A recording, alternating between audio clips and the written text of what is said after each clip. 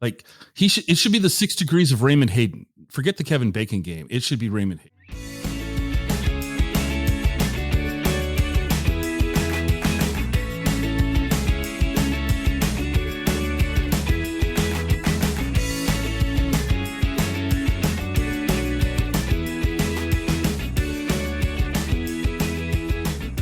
Welcome to the Exploring Washington State podcast. Here's your host, Scott Cowan.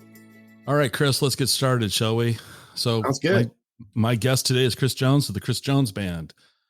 Thanks for braving the heat and sitting in your air conditioned. No, I'm just kidding. Anyway, welcome. Thanks. So glad to be here. Yeah, I got introduced to you through this guy who I swear probably knows everybody. It just seems like Ray knows everybody. Like it should be the 6 Degrees of Raymond Hayden. Forget the Kevin Bacon game. It should be Raymond Hayden. That's right. You must be talking about the magical and talented Mr. Raymond Hayden. He's just released something yesterday, so you guys got to check him out. Grieve the Astronaut, and he's doing a lot of other things with people. So. Right. So we got introduced in person at an event recently in Tacoma that Ray put together, and you were up on stage doing a solo thing. That was fun. Yeah.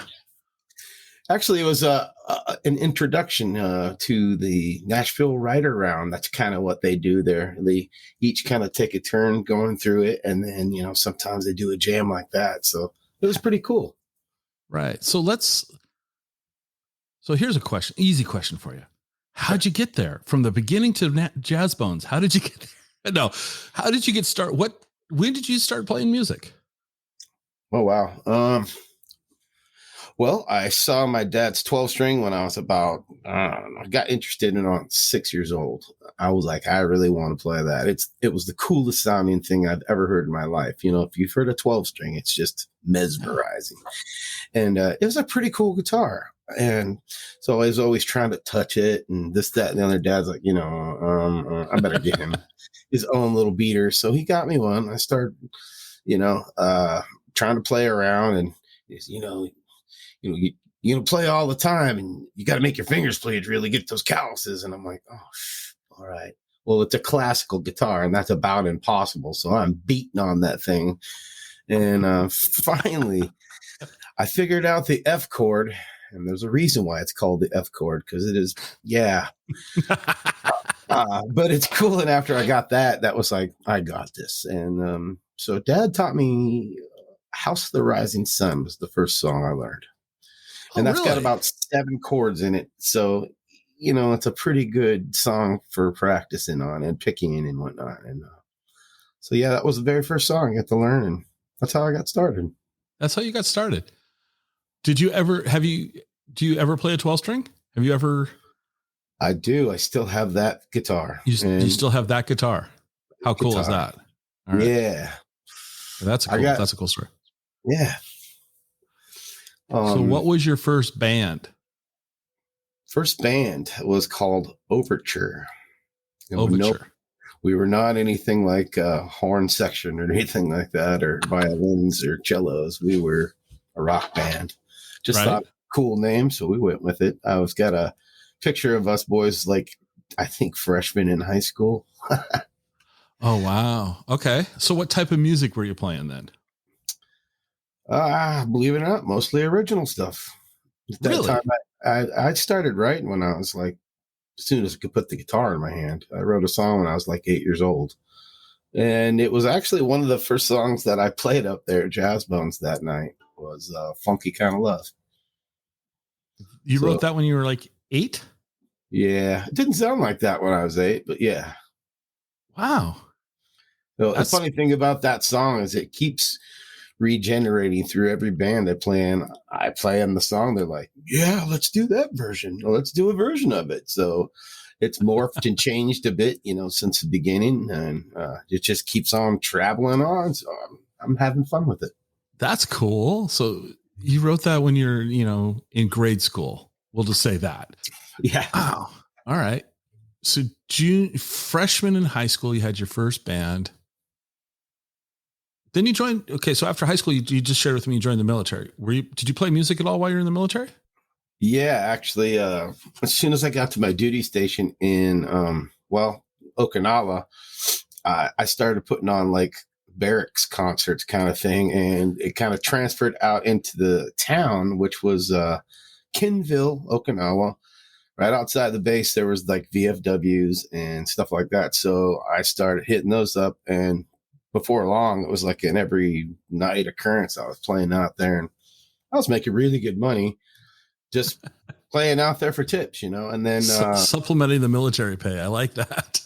yeah, and then I got back to North Carolina and I met a band called Dorian Gray, and we put out a couple hits on the radio, and we opened up for Edmund McCain, Lisa Loeb, and a few others. That band didn't really work out, so I came back to Washington and got in a band here. I moved back up here with my first wife, and we had a kid up here. She was actually born in the same hospital as me. That was kind of cool. And then I played probably 7 nights a week around here with a band called Black Rose, and it was all covers. So that, and then I moved back to North Carolina again and stayed for another, I don't know how many years. And I had I played covers acoustically, and I had several bands out there. And now you're back. Yeah, now I'm back. So, and I've been up here again for, well, let's go back. So the reason I'm here is because I was on tour with my dog. I was touring out of the back of a van, pressing t-shirts, doing my own thing. Yeah, okay. We were on the road for almost 2 years, just being the dog. And I finally was playing Stonegate here in Tacoma. And, okay.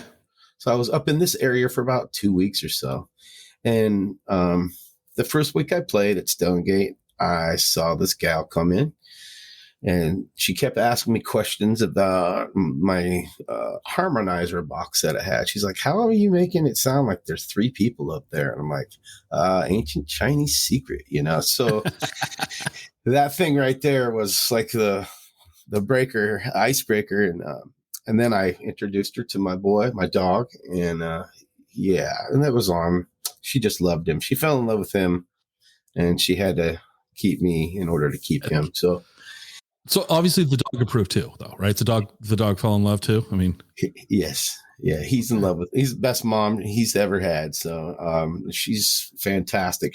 I went back to North Carolina, got my stuff, and I moved back here. And now we've been married, and we're working on our own house. We got our own business during the day. I'm a general contractor, and besides doing music full time with the band and solo and whatnot. So she helps with everything. Does all the band management. So mostly when you reach out to talk to me, most of the time you're talking to her. I got her at first. Yeah. But so she's been a fantastic partner in this whole journey and helping me get exactly where I'm at right now. So yeah, I moved back here, and I met my bass player, Jeremy, while I was out here on tour.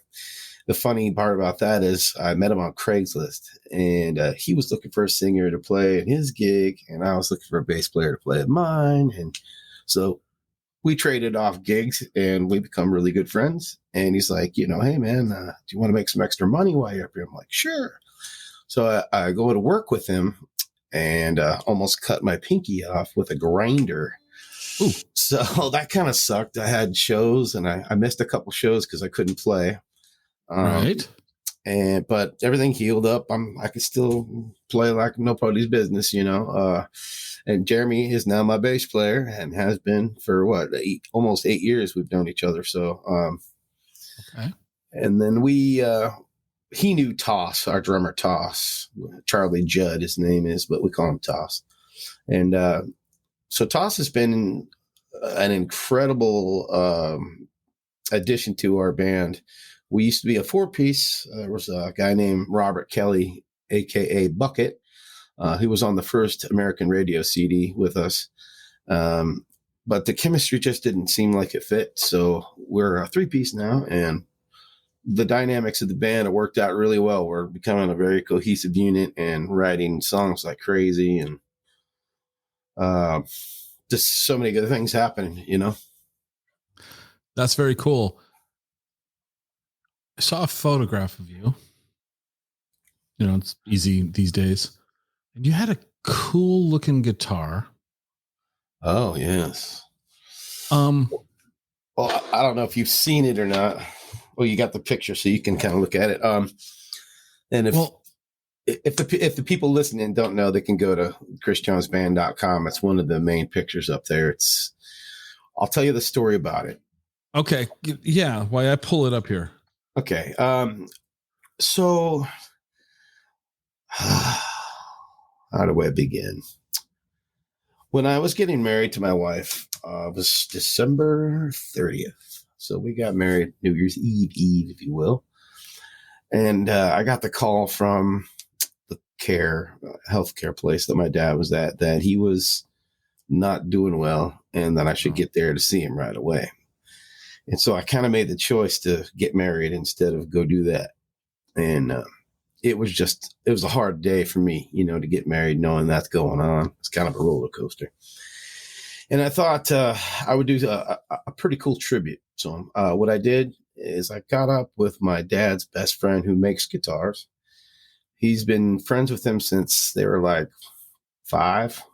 I mean, grade school friends. Right. And so him and I have made guitars before. But I said, man, I want to do something special. So I made the guitar with him, shaped the body, got all the stuff together there at his house. And then I finished the rest of the guitar here at my house. Mm-hmm. And what it looks like is a 57 Chevy tail fin. And I got a custom jack. I've got a light, a battery box that's in it. It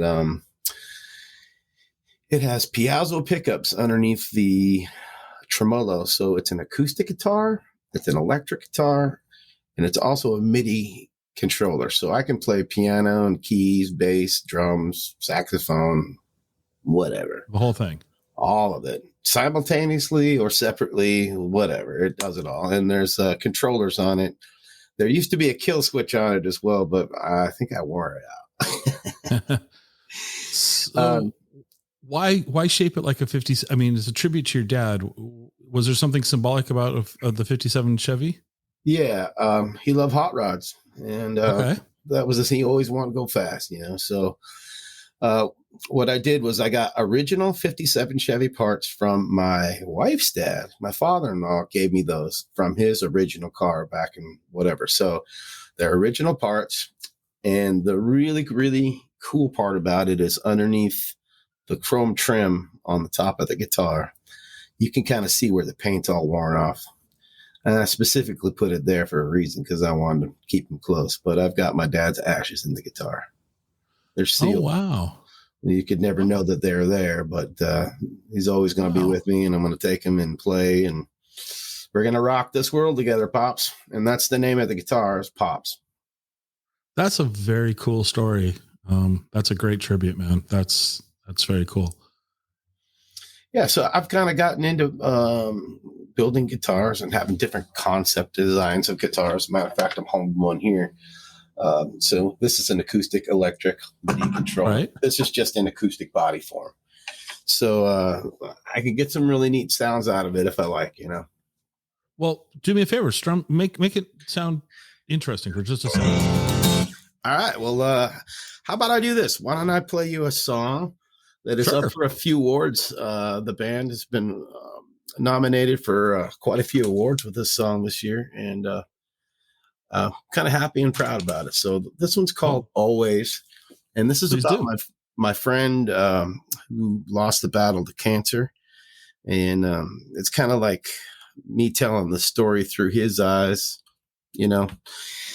So here you go. Okay.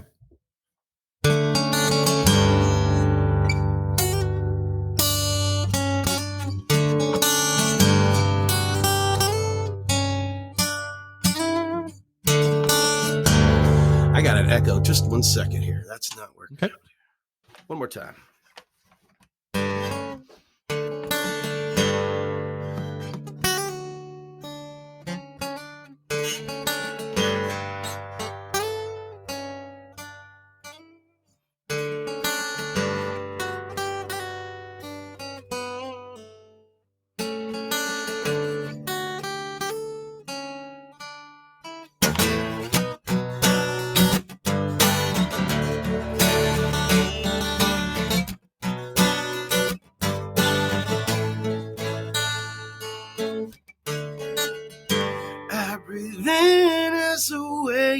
for the news, hoping good things I hear. All the prayers in the world can only do so much for my fears. Just keep smiling away. Live each like it's my last day. Don't know what's gonna happen, but I appreciate all the love anyway. In the beginning, with no reason, life could never hold me down. Even though I lost some pieces, I'll let anything push me around. Just keep smiling away. Say to my loved ones all I can say. Don't know what's gonna happen, but in the end it's who you are and the gift you be. 'Cause from the other side, you're my hero. Can't say enough, you know. Words just can't explain. It's like seeing pieces taken from an angel. Can't have now, 'cause we all need you here.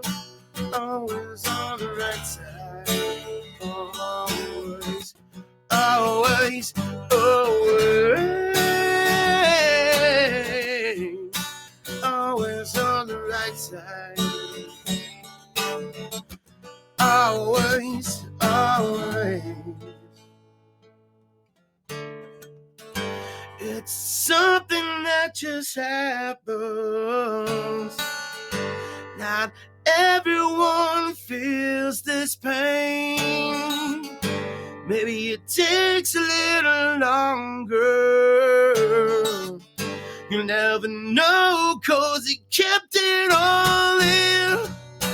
Always on the right side. Always, always, always. Always on the right side. Always, always, always. Always on the right side, yeah. Always, always.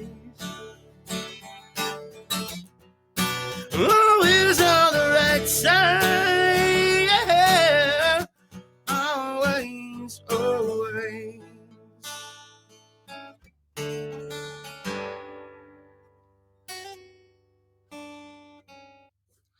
Wow, that's great. Thank you. So it's kind of weird. I got an echo on my sound card for some reason, but so it sounded probably a little shaky at the beginning there. If I play another one, I'll definitely have to take the headphones off. It's live without a net. Come on. It's all good. It's all good. So yeah, that song's pretty cool. Yeah, that was great. So if I put you on the spot and ask you to compare yourself to help the audience, Chris Jones Band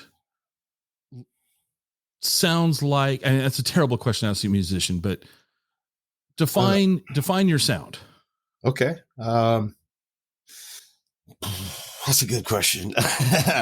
Well, lately I've been kind of asking a lot of people that very same question, like, where would you categorize that? You know, and because I have my own opinion, but for the general masses that have been listening to me lately, say I have quite the Chris Stapleton sort of vocal sound. Okay.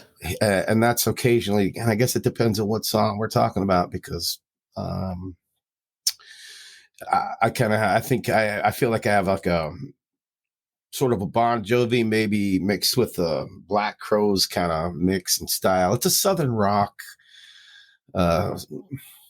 influence for sure, because I was down there for so long, you know. But I'm glad you said that, because I'm glad you said that because I was listening to one of your songs, and don't ask me which one because I was listening to a bunch of them, and I go, is it Chris Robinson? Is that the lead singer for Black Crowes? Is that his name? Yes. And I just go, there was this essence of Chris Robinson there. Not definitely an influence, you know? Yeah. I really like that stuff. Like, okay. It's got a lot of groove and heart, you know? So that kind of stuff really I'm attracted to. And then, let's say our band overall has a pretty eclectic sound because we're writing things all over the map. I mean, a lot of rock. We got a song that's charting on MMR right now. It's been in the top 10 for quite a while. And it's called Whiskey, Guns, and Girls. And it's guitar oriented. That sounds like Motley Crue. If you really want to get down to it, kind of does for me. Motley Crue meets Zakk Wylde. So he's kind of like a guitar influence of mine. So you can kind of hear that influence in the song.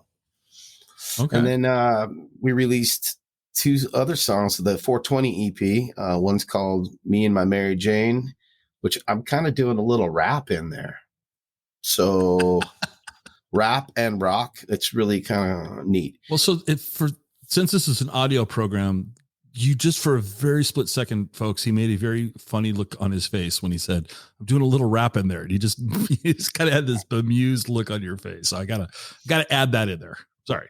Yeah, well, it's kind of funny because here's the real deal. I just got back from Nashville, and after being out there for 5 days, I got to experience a lot of stuff and realized that I have been a songwriter for a long time, and I'm actually not that bad at it.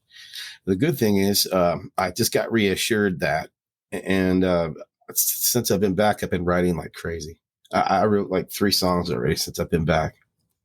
Really? Yeah. And just, I don't know, big boost of confidence, and it just feels good. I'm telling the new songs that we recorded with Jessica Lynne Witty, it's awesome. I think there are 2 hits. I have really, really good feelings about them. That's all I can say. So here's the deal. This is a Washington State show, but I'm going to break that rule today because it's my show. I can do what I want. Can we talk about Nashville? Because Jessica Lynne's been on as a guest before. Ray's been on as a guest before. You're on right now. You and Jessica went out there, and then Ray came out for a shorter period of time. Yeah, actually, I went out with Raymond. We took the same plane out, and yeah. I thought you went the same time Jessica did. Okay, so my question to you is then, had you ever been to Nashville before? I have. Okay, but have you ever recorded at Nashville? No, Nashville. No, that was my first time cutting any tracks there. So that was extremely. Was it surreal? Cool. Yeah, for real. Why? Well, what was so? Yeah, let's talk about this. Okay, the process. So we walk into the studio, and they've already had the song to listen to, but the musicians that are in the room hadn't had a chance to listen to anything. They got the charts in front of theirs, and with their Nashville number charts, and I don't know if anybody's familiar with what that does, but it takes your music and it charts it into a form where it doesn't matter what key it's in, they can play it. They can follow along. So the charts are in front of him. He says, let's just listen to it. He listens to about, I don't know, maybe a quarter of the song. And he goes, there's no surprises here. Let's go in there and do it. I'm like, are you shitting me? So they walk in there. These guys are the cutting edge of Nashville. I mean, session players are the cream of the crop. They're the best you can get. And they laid this song down probably in 20 minutes. Really? This is a process that would take my band a hell of a lot longer to do because we're just not that proficient at what they do. I mean, the engineers lightning fast. These guys have played on almost every album you could probably think of in the country music. And they've been on stage live and toured with all these big names. I can't go into all the details, but it's very impressive. And so are their skills. I'm like, I had to tell them, like, hey, dumb down the guitar a little bit because I got to play this shit, you know? So it's just, I was amazed. at the end of the song, even with the scratch tracks that we laid the first day. So we recorded 2 songs the first day. After that, we went back, got ready for the shows that night. We had 2 shows, and I didn't know if I was going to be able to play them with her, but Jessica shared the stage with me all night with both the shows, and it was so fun. I got to play all her songs that she played, and we just bounced back and forth all night. And the stuff that she knew, after she got the first chorus, she would come in and, for me, if I didn't know it, I'm beating on the guitar, doing some percussion stuff. And it was just fun. And I realized how freaking awesome we are together, like not just in the recording studio, but, playing out in the live scene and being able to bounce off each other's ideas. And so that was really fun. That was just day one. And then we got to go watch Jessica perform a few more days after that, and take a few things here and there, but most of it was all work.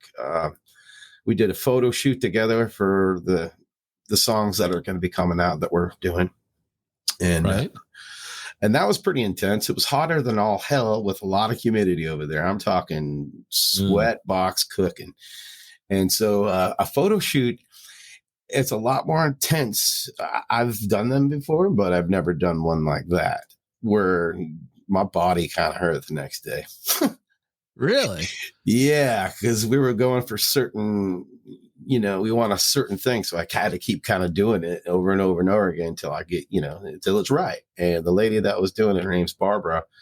She's a pro, man. I've got one picture that I don't want to share yet because, I'm waiting for the rest of the photos to come in. I want to take my choice pick, but sure. It's the best one I've got so far. I'm like, ooh, that looks good. So, all right. Yeah. But we had a really good time. And then the last night they were where we got to go and watch Raymond do a writer's round. And I did a bunch of networking, and I got to record him that night doing his last 3 releases that he's out. And he killed it and had just a great night, and we got to meet a lot of really, really good people and make a lot of great connections. So that's great. That's awesome. Yeah. So you were saying, session musicians and the cream of the crop and all that. The only thing I can compare that to is, first off, I'm not allowed to pick up a musical instrument because it will go out of tune the minute I touch it. I can't sing. I'm just, you don't let me near never ask me, can you hold this? Cause it will be ruined. Have you ever heard of the Hardly Strictly Bluegrass Festival that's down in San Francisco? Can't say that I have. No. Okay. So it's a 3-day festival in Golden Gate Park, 9 stages. It's free, and they have over 1 million people come through. Wow. It's insane. So we go down there and there's, first off, with 9 stages going simultaneously, you're going to miss stuff. You just can't see everything. Right. Wow. But we're there, and we're going to see Dave Alvin, who is a guitar player that I think he's a very talented guy. And I've seen him a lot up here, but we go see Dave Alvin and my buddy that I'm down there with. Anyway, long story short, at the end of I'm tired. It's hot. There's too many people around me. I just want to go have a beer and relax, He goes, no. We got to go see Dwight Yoakam. I'm like, really? Dwight Yoakam, really? So we go. Well, that, hey, that's cool. I'll have to. So where I'm going with this is that, so Dwight Yoakam's and his band step on stage, and never in my life, and I've seen a lot of bands play through the years, good bands, little bands, whatever. I like going to see live music. The first note out of the guitar was an out of world experience. These musicians were insane. This band was I'm going to go see Dwight Yoakam. He's playing in Spokane later this year. I'm going to go see Dwight Yoakam. Those words would never have come out of my mouth a decade ago, and wow. And so I can only imagine you might've had a similar experience when these session guys who are just, like you said, they're just pros. They are. So the last time I went before this, I was rolling through there with the dog. And of course it's hard to keep babysitting the dog when you got to go play in the club. So I did my best. I found one person that would watch it that I trust watching. So I got to go do 18 shows in 5 days, because in Nashville, how it works is every time a session gets out, 10, 2, and 6 or 5. I can't remember the hell what the dates at the time was, but you can go down the clubs and hit another show. So, Really? yeah, that's kind of how it was working, like during the week anyways. And that was 7-8 years ago. And so, but it was kind of fun. I got to play on and a ton of bars down there, that are famous and stuff. But during the week, there's no tourist stuff going on. So it's all musicians, and they're all trying to do this very same thing, Mm-hmm. But I didn't make the connections last time. I just played and didn't do anything other than kind of roll through. And this time I got to experience a hell of a lot more. And I met people that have songs on the radio, and they got a lot more stuff going on. They got awards on the walls and stuff like that. So it's really, really cool. It's surreal to listen to some of their stories of when they played on stage with Johnny Cash, or it's like, what? Okay. Wow. So, yeah. So, question I love to ask is, now that I'm going to rope you back, you got to stay Washington State on me now. Okay. Washington State. All right. As a musician, what's the coolest venue that you've played at in Washington State? That is a good damn question. Probably Louis G's. For us, for our band and everything recently, that was probably one of the, and I'm going to say that as our first, like, all original set that we did. It was the last time I got to play in Louis G's when there was people still there, because we played one time after that, and it was like a stream cast, and that is not the same. Okay. And then before that, when you okay, go ahead. And the other one would probably be Elmer's up in Burien, just because we know the sound guy, and the place is super awesome and known for great music. So you have real music appreciators that are there, Okay. Now let's flip that around. When you go see music, where's a great place to see a band or a performer? I love the Gorge. Okay. To me, well, that's my dream gig. I want to go play there. I want to play on that stage. Well, you just answered my third question. Thanks, man. Yeah. I saw Jerry Cantrell, Metallica, and Days of the New there one time, and that was the first time I'd ever been. I was like, I'm going to play there one day. This is a badass stage on the water. I guess on the Columbia. My brother was at the same concert, which I didn't know, but he was down in the water in the boat listening to the concert, and I'm like, that sounds like a good idea next time. So. It's a great venue. It's been a great venue since it opened. And so who else have you seen there? Oh, the last one I went to was really awesome. That was Zach Brown Band. Okay. So I've heard more people tell me that I should go see the Zach Brown Band. Oh, if you haven't, for real. Yes. He is very impressive. What got me is they, of course, played all their country stuff, but then they broke into some dance. I think they did like a Metallica song. I think they did a hip hop song. Just what? So I thought that was super cool. Right.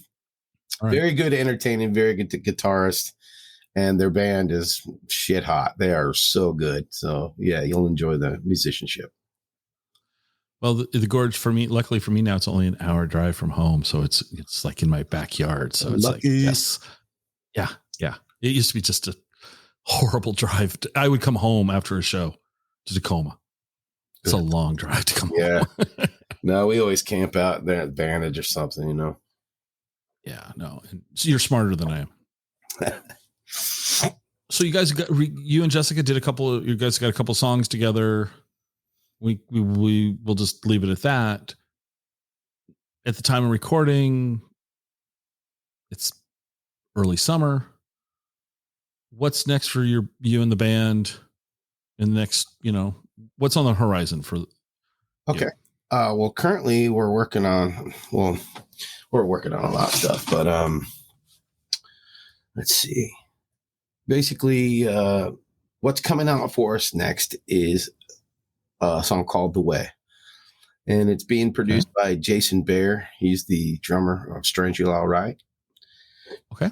And he's actually the one who helped us produce the last 3 releases that we've had, and now he's working on number 4. And I will also say that Raymond, sorry, I'm having tongue tie, is on. It's all good. He's got he put a ton of really great parts on it. There's keys, there's strings, there's piano, it took that from being a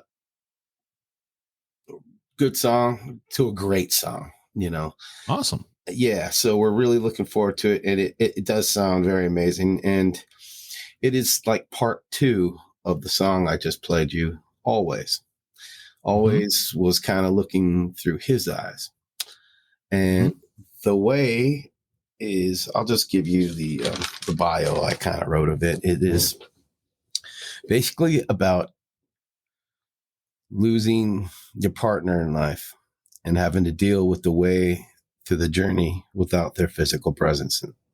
So until then, and one of the lines is, somehow I'll know I'll end up with you, baby. Looking forward to you. I found the way.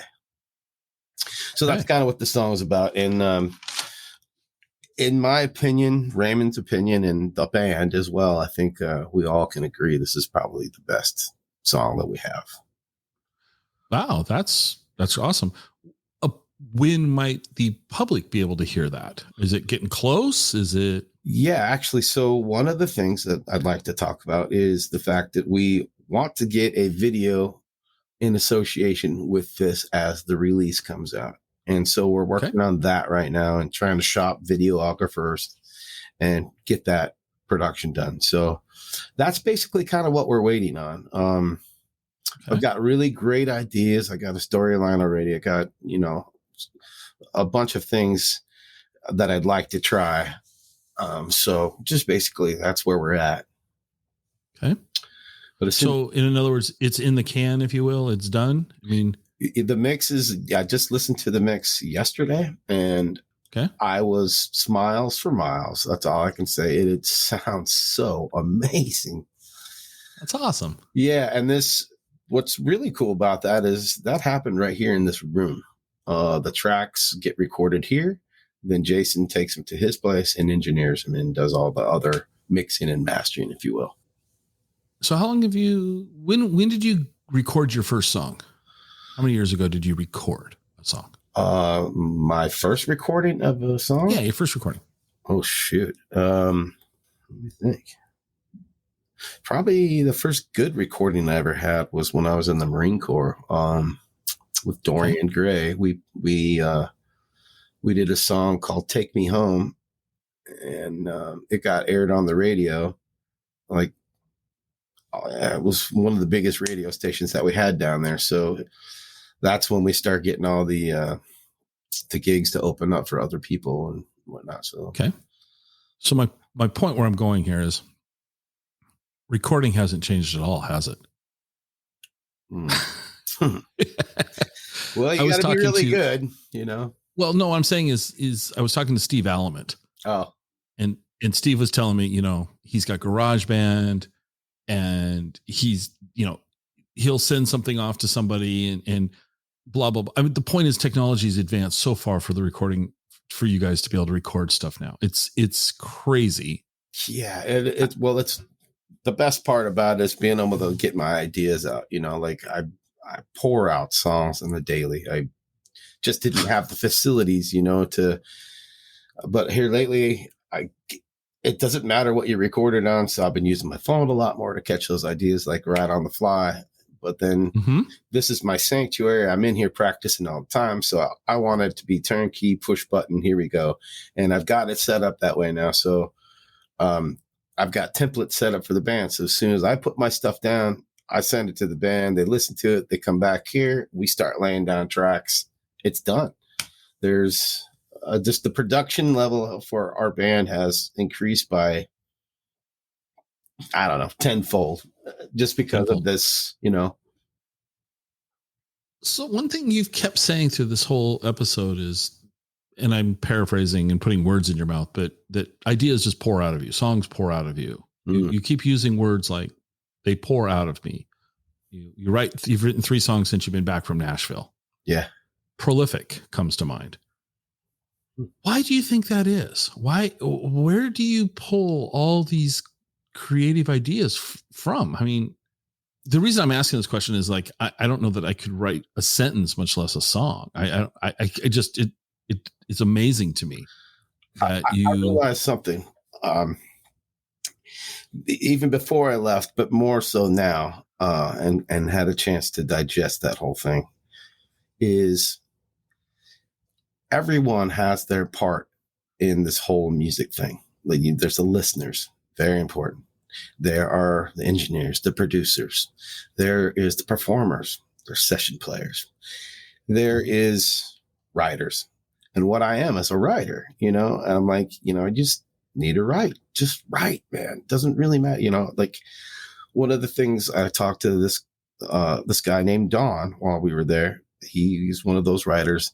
I just asked him, I said, how many songs do you think you've written? And he goes, thousands. I'm like, thousands?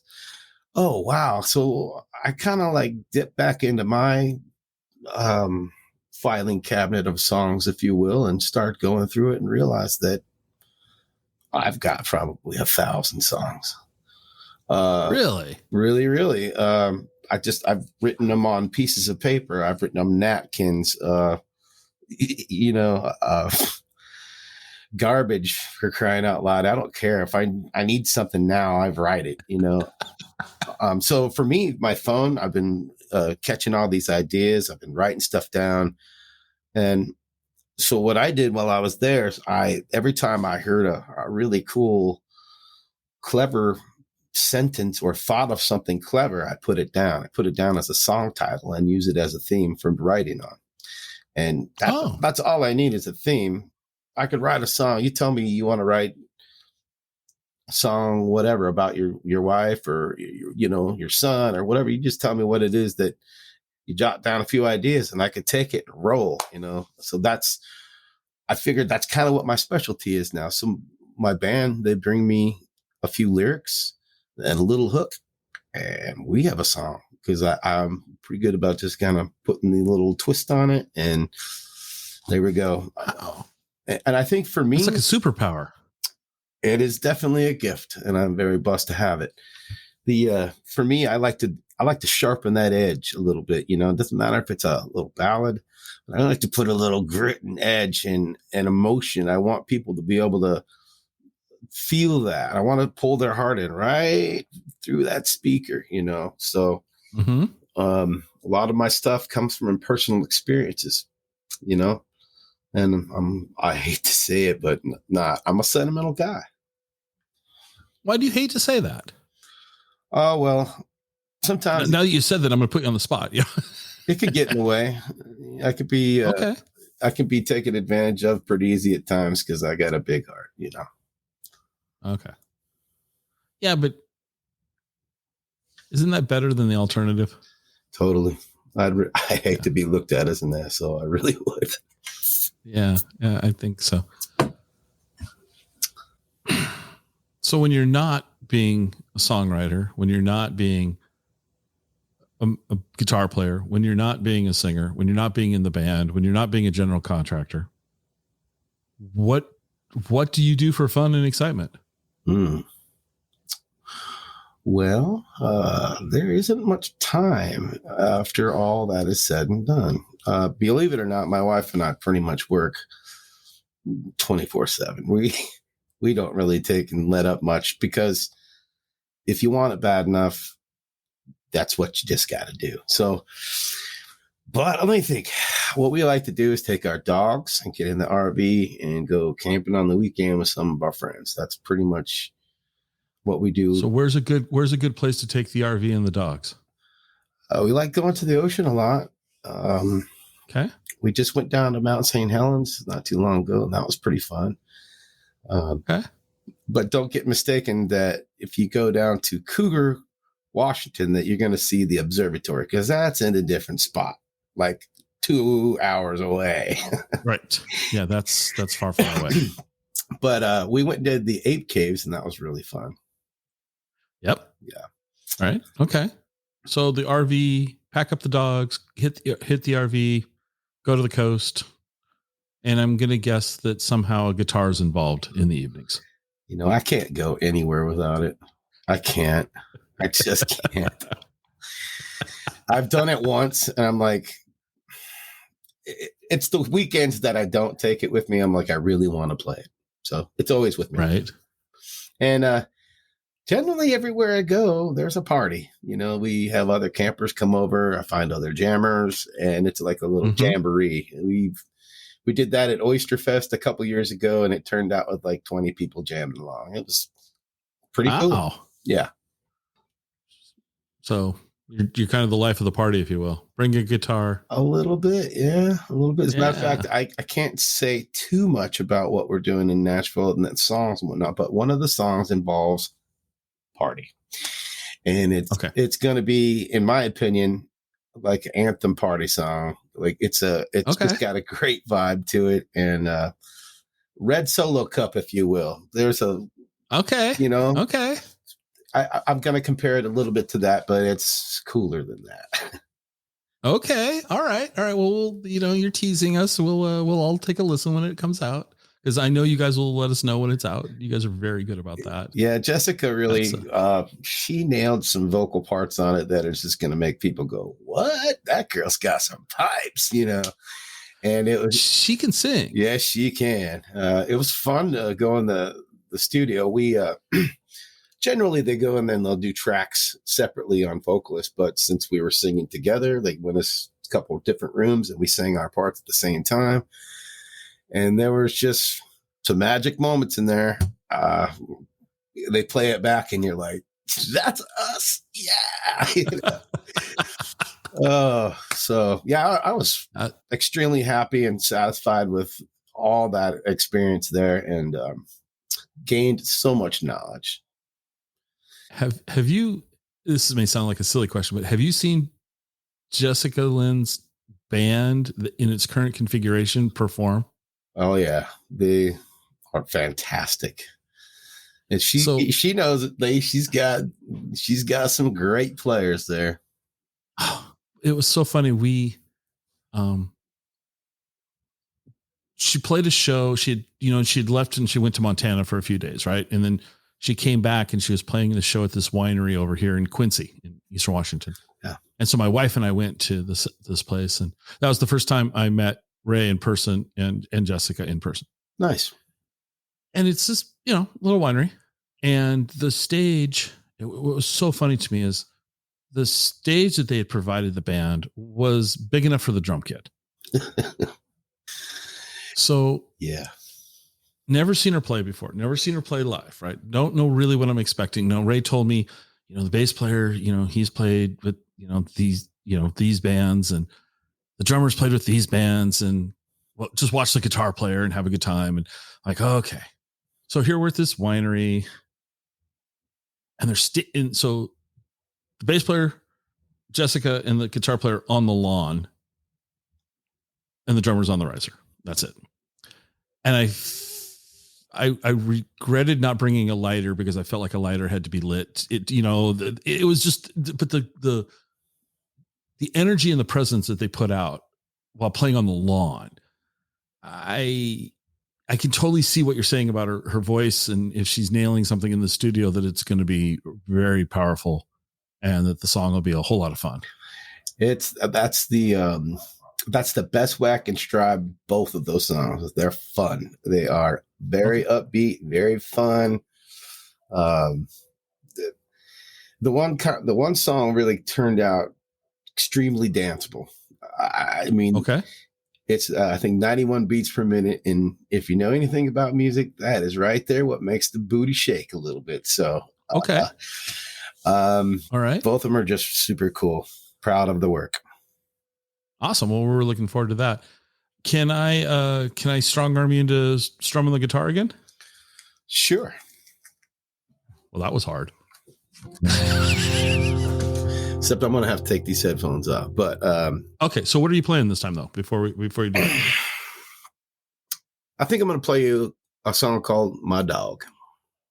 Okay. This is about my boy who's probably traveled 100,000 miles or better with me. He's 15 years old, and his song's about him. And I'm trying to get it out and get comfortable with it before I lose my boy. You know, it's a kind of a tearjerker. But anyways, hope you enjoy it all. Okay.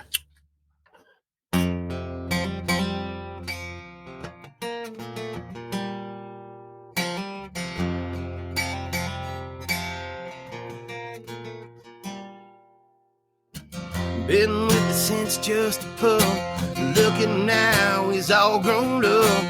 Lots of miles of highway we've been down. Hanging out the window to feel some wind. Ears flapping, drool on his chin. Hair all over and he needs a bath again. He's my dog. He's all I know. When I come home, I watch him glow. Not just a pet, he's part of my family. Yeah, he's my dog. I never leave him in the cold. I'll be there for him when he gets old. His last breath of mine, whatever comes along. Yeah, he's my dog.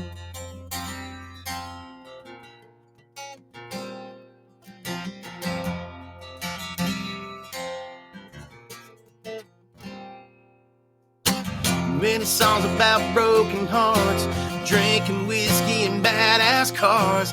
Not a lot of words said about our best friends. When you broke down on the side of the road, when there's a walk to take, you know you're not alone. You know who will be there in the end. I remember as a pup, all the shoes he chew up. And the place I had to clean up again and again. Just like a child, you can see it when he smiles. And never change anything, betray anything to have him again. Oh, he's my dog.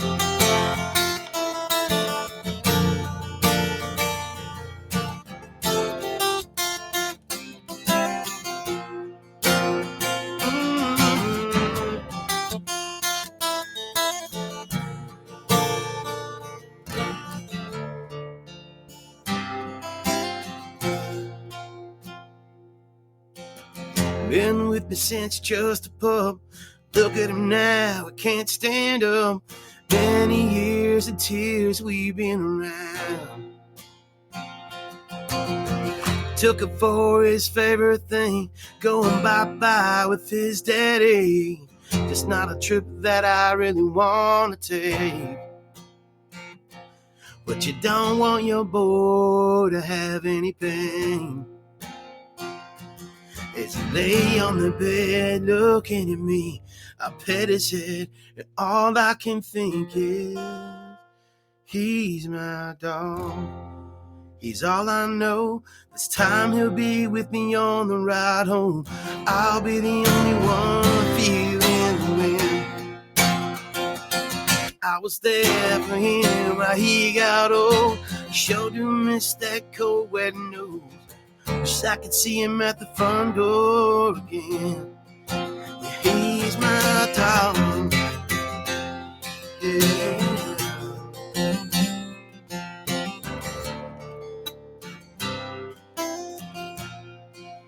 He's my dog. That was beautiful. Thanks. Appreciate that. That was tough. I'll be honest with you. Well, it was tough for me to write. You know, I'm writing about a song. My boy, he's still here. It's like, yeah. And I'm totally not wishing it to happen. For God's sakes, I'd love for him to live forever. I'd give a kidney.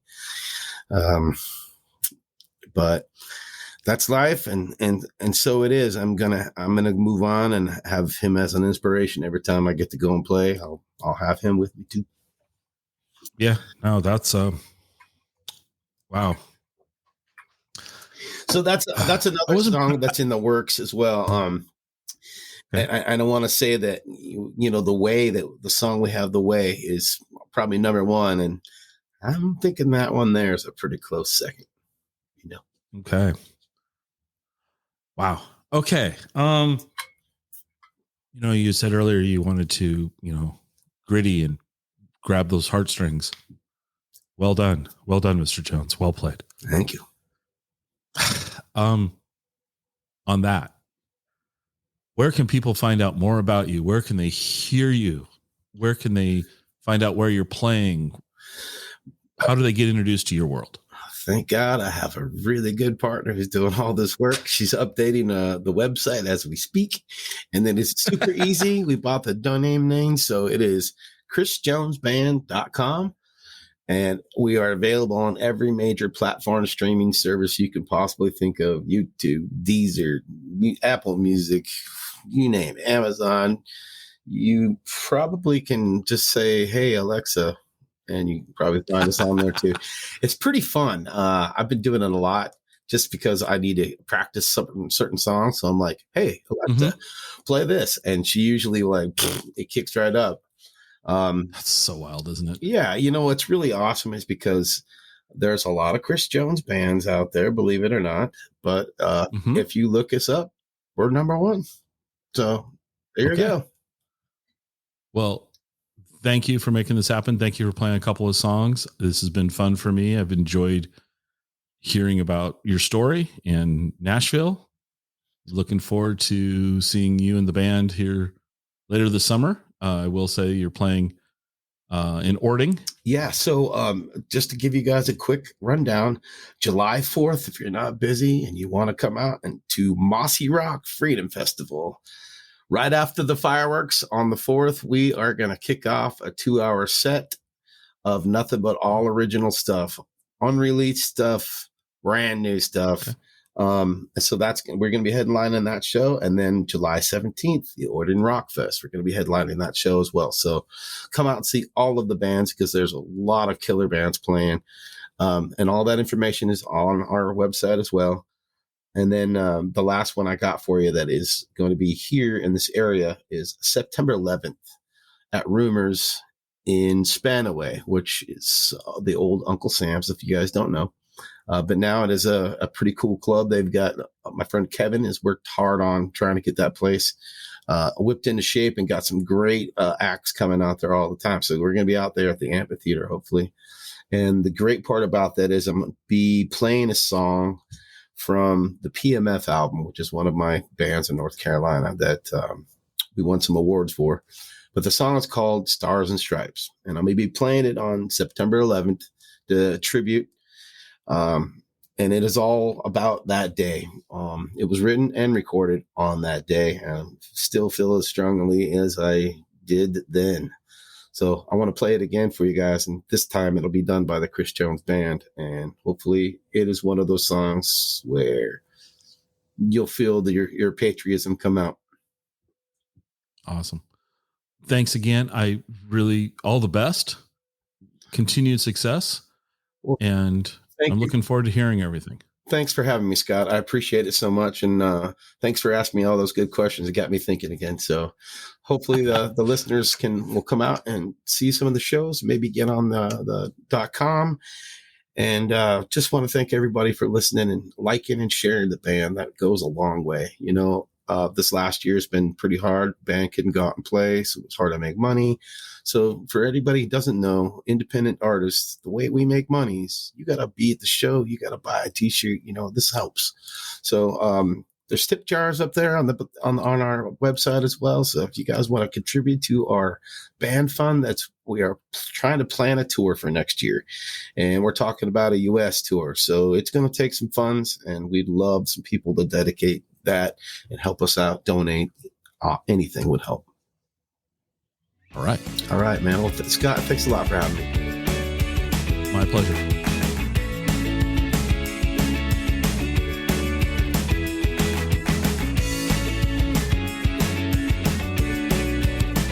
us next time for another episode of the Exploring Washington State podcast.